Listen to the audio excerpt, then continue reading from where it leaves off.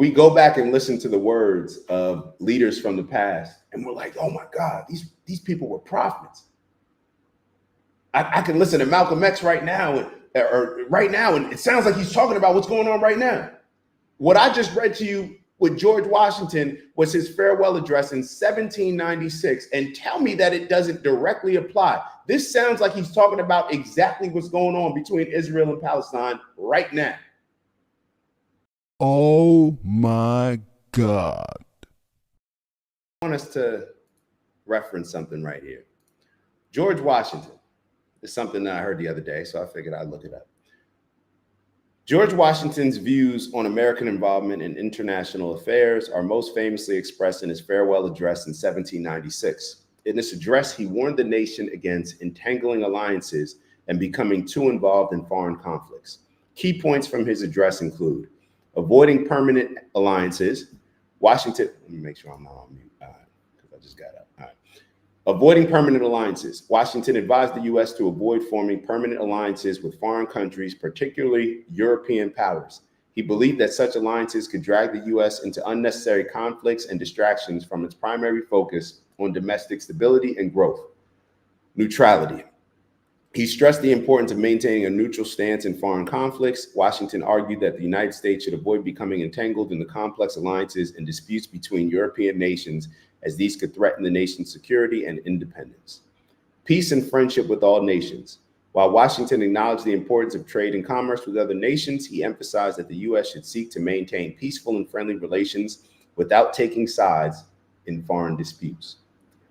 Focus on internal development. Washington's broader point was that the young nation should prioritize its own internal development, political unity, economic growth, and territorial expansion over becoming involved in European or international power struggles. In essence, Washington's advice was centered on a policy of isolationism in terms of military alliances and foreign entanglements, believing that the U.S. should focus on its own national interest and avoid being drawn into foreign conflicts. This stance influenced U.S. foreign policy for much of the 19th century.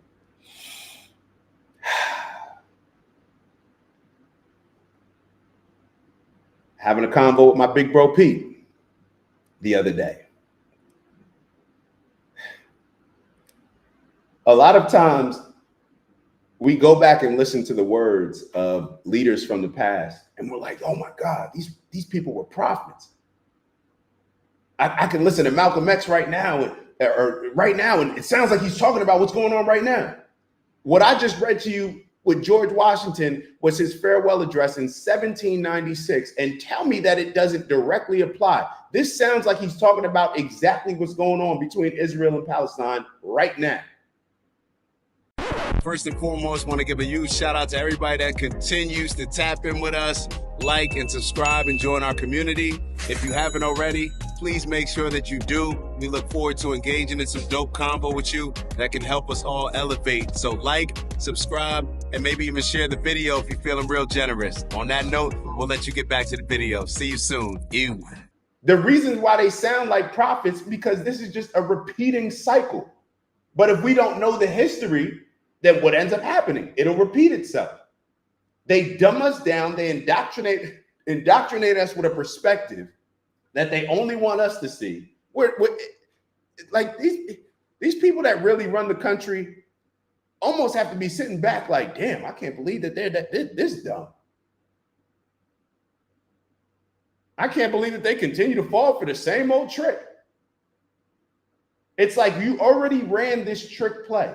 You're going to allow them to keep running the same play and look around as if you don't know what's going to happen? So George Washington sounds pretty America first to me. What it sounds like is focus on America. Get your own home together before you start getting involved in other cribs down the street and in other towns and in other states.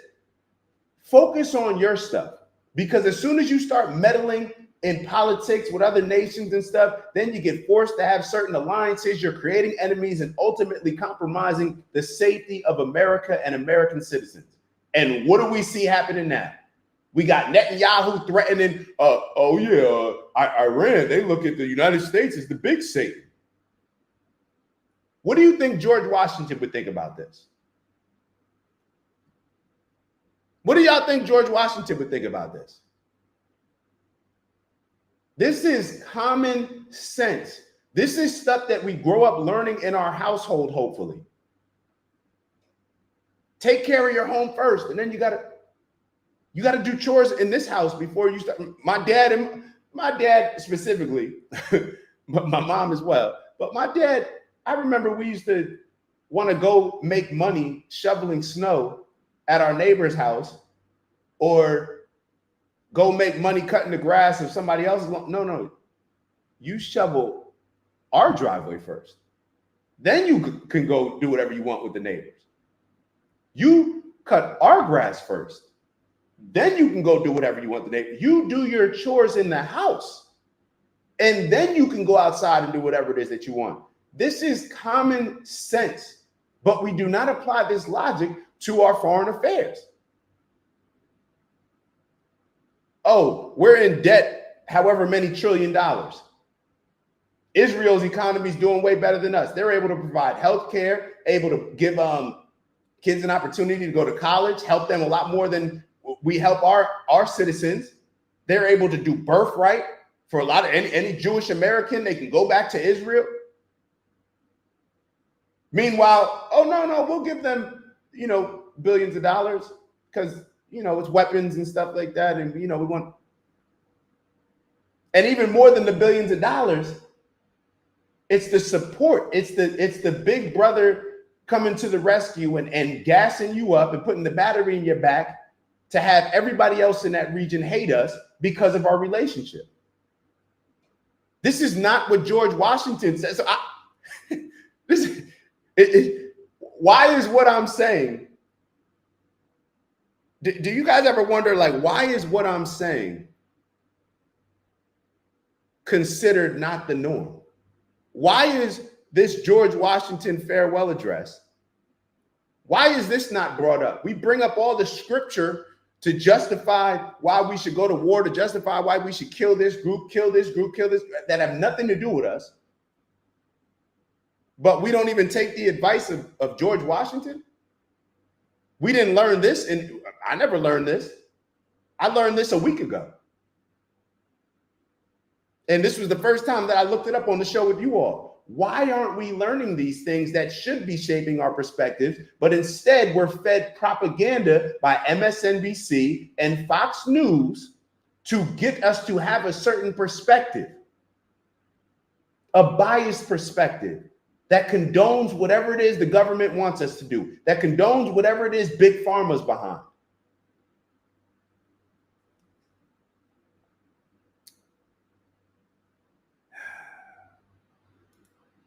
No need to throw the ball when running up the middle works every time. And that's a good point, Steve, because it's not even like they're running trick plays at this point.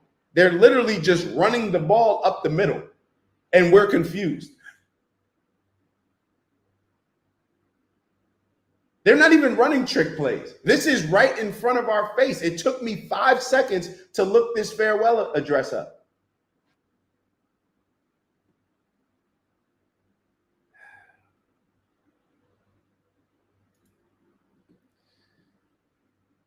Just asking.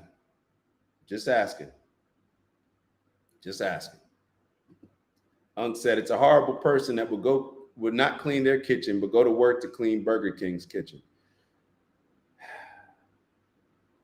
Unc said there are no homeless shelters in Israel.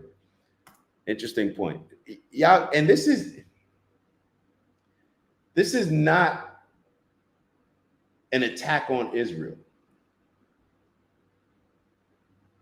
However, you can take it that way, because what I'm saying is, we just can't continue to do certain things that put us at risk and that prioritize Israel more than America. America, I'm attacking America. Why are we condoning this? Why are we allowing this? We care about it's hard to care about and police the things that your kids learn in school when you as a parent don't have a proper understanding of things.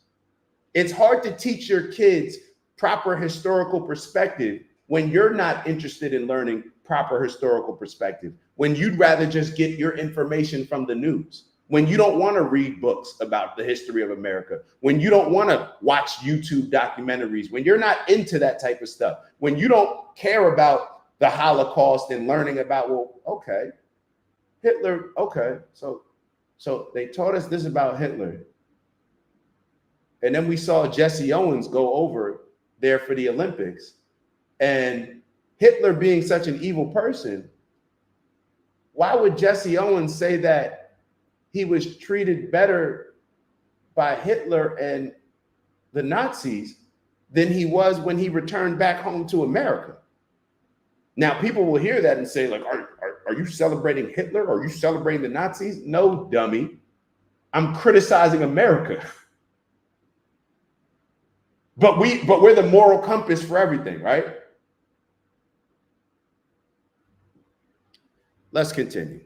Let's continue. What's the next video that I want to take a look at with you all? What is the next video that I want to take up? Let's talk about Trump. Let's talk about Trump and this FEMA. And you know, I heard somebody say it, and it's probably somebody who a lot of people think is Nick Fuentes. I'm gonna paraphrase.